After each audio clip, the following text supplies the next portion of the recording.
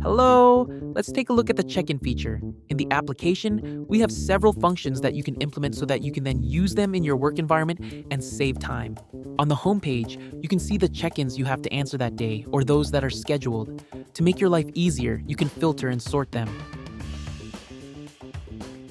Let's try creating a check-in. It's very simple. You can create one yourself or choose one of the templates we have for you. You can add an introductory message or leave it blank. You can modify the question, add variables, create logic for the question, or choose the type of question you want to ask. One thing I like is that you can mark questions as critical or blocked so that the answer takes priority. You can add a final message if you want.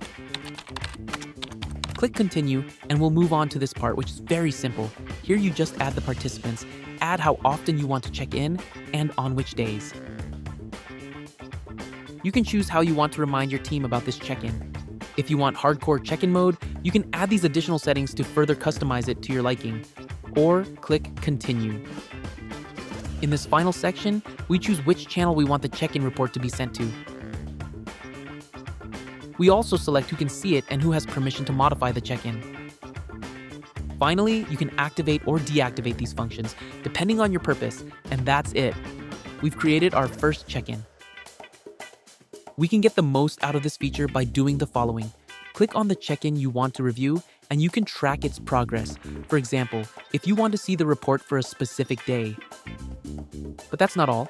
In this section, we can filter by question or specific person, and for added convenience, you can also search for it.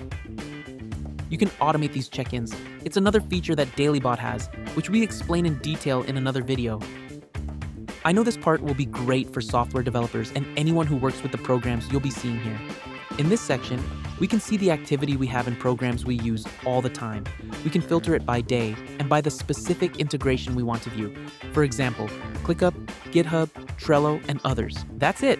If you want to learn much more, check out our YouTube channel to become a pro at creating check-ins. See you